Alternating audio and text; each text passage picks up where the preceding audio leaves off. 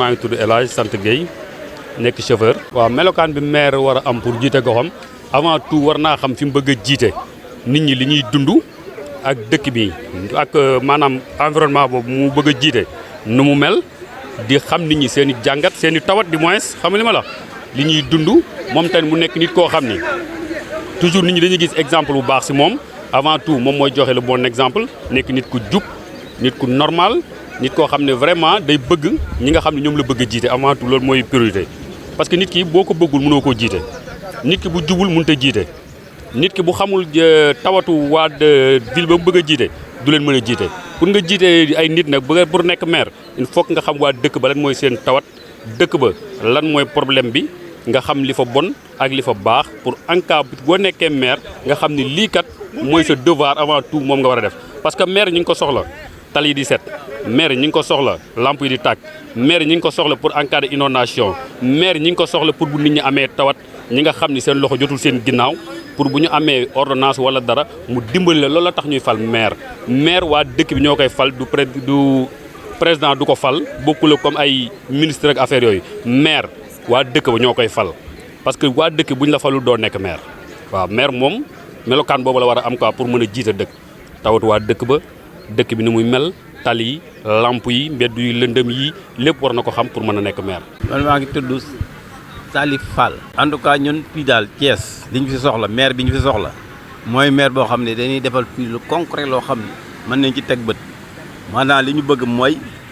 ay canalisation yu valable tali yu valable marché yu valable hôpital yu valable ah mais pas lii fi nekk moom du dara parce que ñun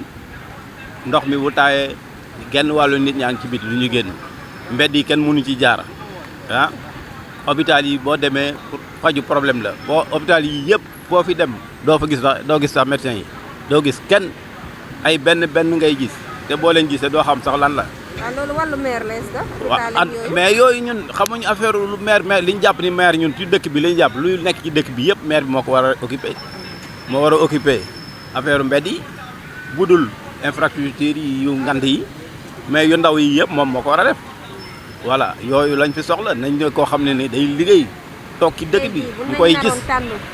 maire tey jii. waaw profil boobu nga koy jox. waaw koo xam ne day defar dëkk bi set mais pas nii ñuy def nii quoi lii ñuy def nii lii kenn xamul même ba suuf si ñuy bale nii loo xam da nga koy bale tey suba mu diggaat jaru woon ñu koy bale léegi mënoon nañu nekk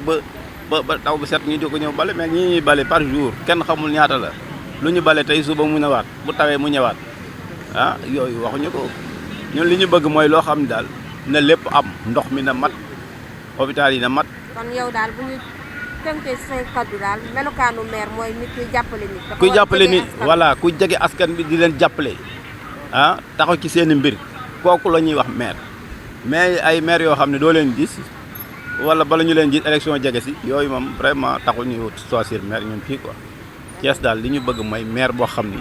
day toog fii ci biir nit ñi di jege nit ñi ñu xam lan mooy seen naqar lan mooy seen i tawat lan mooy seen soxla loolu lañ soxla mais pas que maire boo xam ne élection ba élection rek nga koy gis wala bu benn bruit bi amee rek ñu ñëw taxaw laaj ñu suñu baat ñu woteel leen après dootu leen gis yooyu moom amul njëriñ. Moi je me nomme Ngoré Faye ancien militaire retraité dëkk fii à Thiès. bon li ma xam ci nag pour ñu fal maire bi yi critères yi la war a am. maire bu fekkente ni ñi ko fal gox bi mu nekk lu fa lëj ci lu nekk daf ko war a lijjanti daf ko war a xam d'abord pour commencer xam secteur délimitation bi. troisièmement mooy fépp fu tilim am dafa war a taxaw muy dugg ci kër yi di xool ñi xiif ak ñi nga xamante seen loxo jotiwul seen ginnaaw ñooñu dañ leen a war dimbali te yàlla tax bu warul xaar rek xëy na les bonnes volontés dañuy ñëw après. mais moom d'abord dans un premier temps am na ay chefs de quartier yoo xamante ne bi qui sont censés sensibiliser population bi pour loolu mën a egg ba ci monsieur le maire mu xam réellement ce qui se passe ci goxam problème inondation même chose ak fu lëndëm rek xam nga day am agression te agression bi léegi dafa bëri trop bon di rafetlu par exemple am na ay lampe yoo xam ne lampe solaire yi ñu def nii présentement nii mais yooyu baax na yooyu c'est fépp lañ ko waroon def waruñu ko def rek ci tëli tout court parce que nit ñi doxuñu rek kese ci tëli rek dañuy dox ci gox bi kon foofu dafa war a leer nañ et en plus de cela tout ce qui est mbalit aussi dañ ko war a nettoyer ba mu set daf ko war a lijjanti oto boo xamante ne bi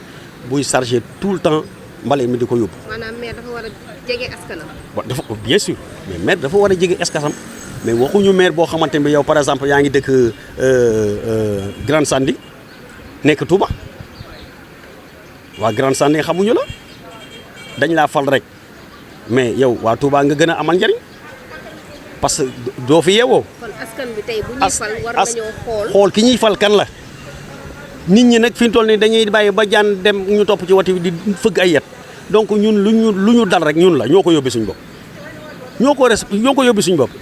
on doit être responsable de ce qu'on fait tout acte dañ ko war a xoolaat ah settantaat ko ba xam ni réellement lii ñuy def nii kat fi mu ñuy jëmee dina baax ci ñun su ko deful rek musiba am na.